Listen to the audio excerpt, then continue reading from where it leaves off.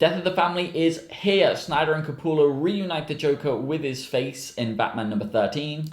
Marvel now starts this week with Rick Remender and John Cassidy's Uncanny Avengers number 1. And Men with Horns, Women with Wings, and Babies with Both in the first trade of Brian K. Vaughn's Saga.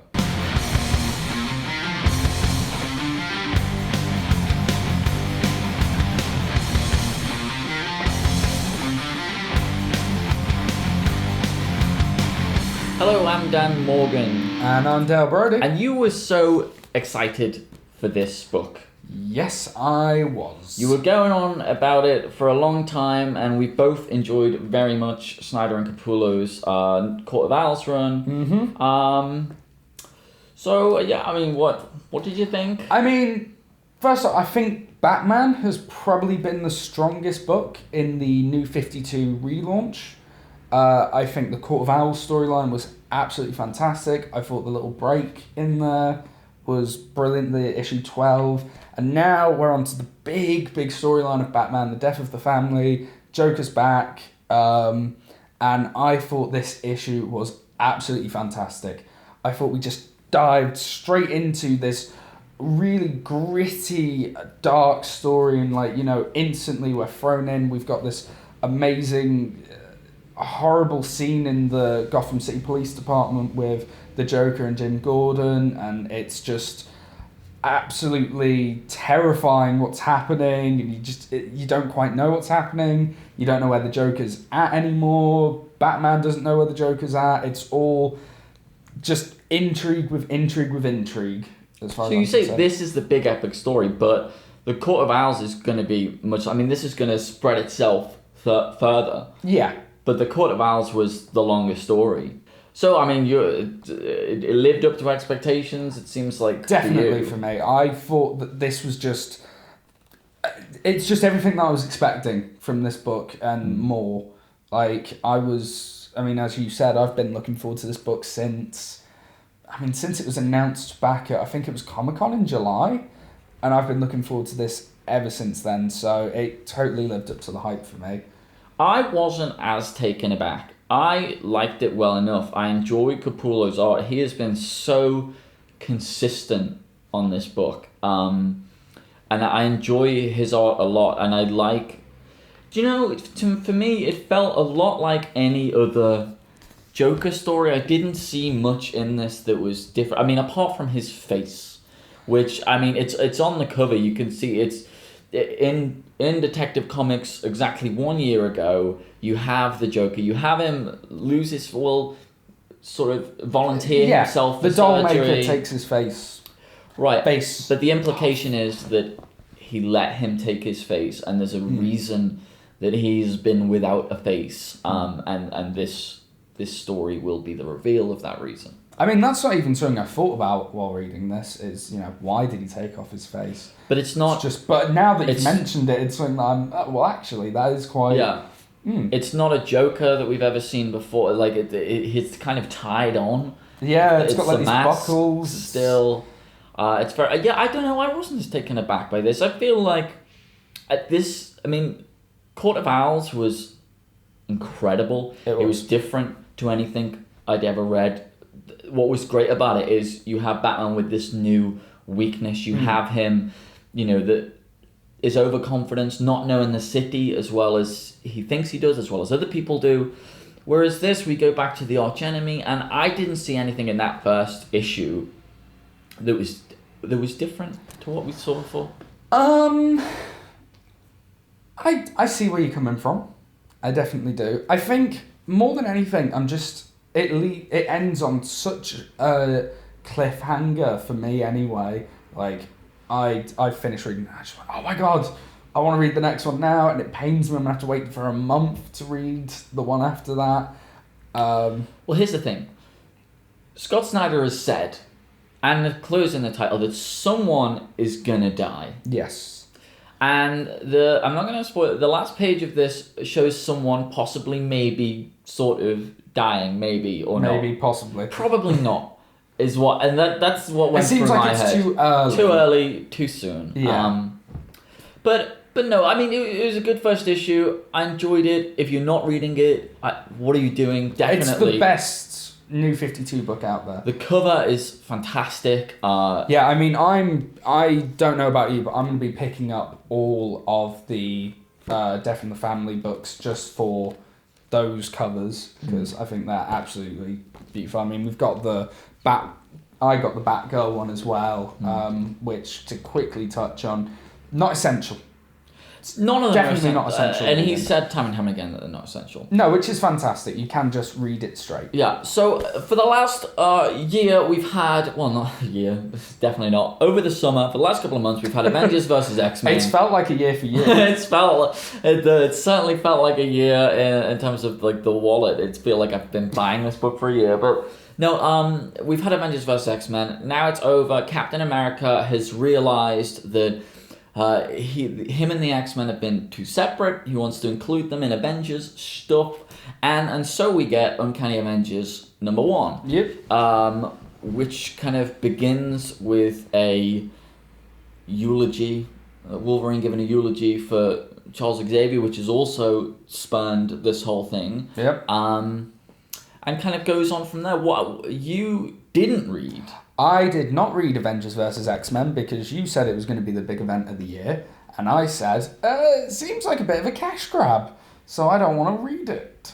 I will say just quickly, it was one of the better events. It was very good, I thought. Fair enough. Took a long time to get into it. Last couple of issues, great. Yeah. So going in, basically all you have of Avengers vs. X-Men is my explanation of it. I mean, what is your fear? I'm very interested to hear what you think about this book. I did not enjoy this book. Really? First off, I didn't know Xavier was dead, so that threw me for a loop at the start. I was like, what? What's going on? What is all this? I haven't really been keeping up to date with Wolverine and the X-Men, so I don't know what Wolverine's angle on all this is. I really didn't enjoy it. This is the big starting point of Marvel now, and yet it's the renumbering almost. It's back to #1, new comic, and yet if you haven't been reading Marvel in the last 6 months, you will not know what's happening. I mean, I'm lucky that I have a kind of idea of what happened, because... Well, you can read the little insert that they give you in the front. Well, yeah, but I don't want to have to read that, and, I want the book to flow naturally. I don't want it to seem... Well, it's clear enough, isn't it? He gives the eulogy, some stuff happens with Rogue and... Scarlet Witch, and then... I don't know what Scarlet Witch's angle is in this. All I know, and I mean, I think that stems to the fact that I don't know who Scarlet Witch is.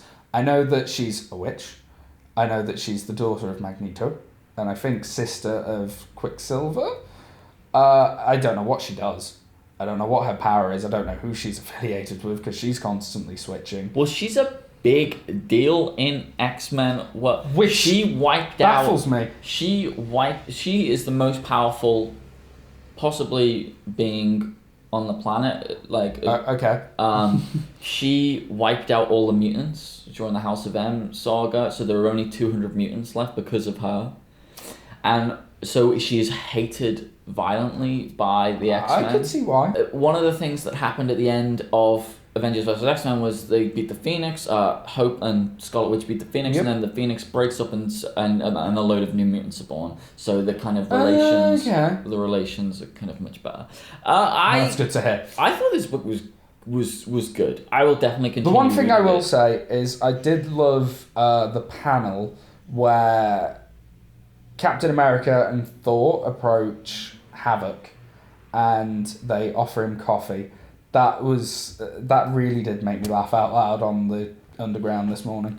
Remender's great, and his work on Uncanny X-Force is like transcendent, and I think once he gets going with this, it'll be really cool. I liked it quite a bit, and the last panel is creepy as hell, and it was creepy and great villain, great concept. I can't wait to see where that goes. I enjoyed it. You won't be reading I it? will not be picking up Uncanny Avengers #2. That's for sure. I will try some other of the Marvel Now line, but as far as Uncanny Avengers goes, I feel so that's too close to the Avengers versus X-Men storyline.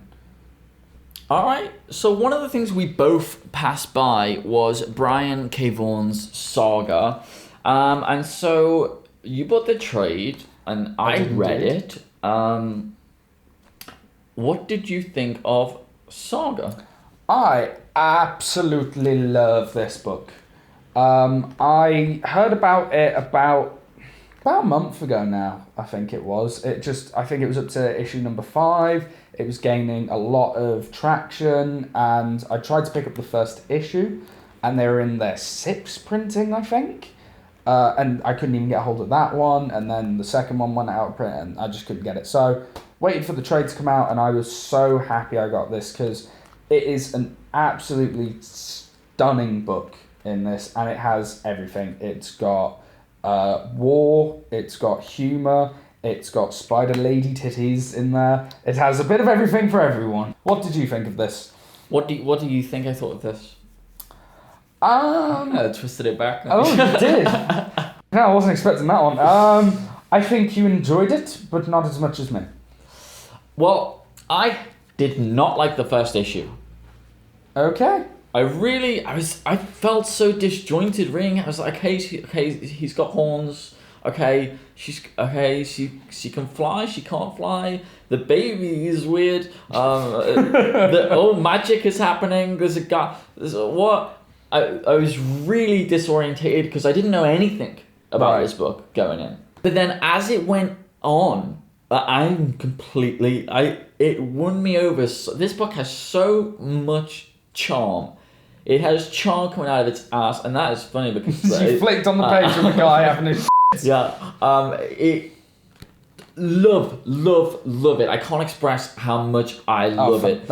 If you know nothing about this book, it's basically this crazy sci-fi fantasy story where it's star-crossed lovers, guy with horns from the Horn People.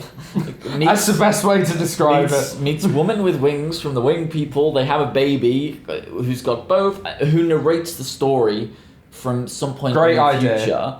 And basically we just get this crazy thing that they're being hunted. The Horn People and the Wing People don't want other people to know that this has happened. And could start an uprising. Yeah, and magic happens in places, and there are dead ghost girls, and there is the most badass bounty hunter, and you get emotionally attached to these characters very, very quickly. And that's strange because they're so strange, they're so odd. But it's very human. The thoughts and the feelings and the dialogue and the exchanges is all very human and very grounded.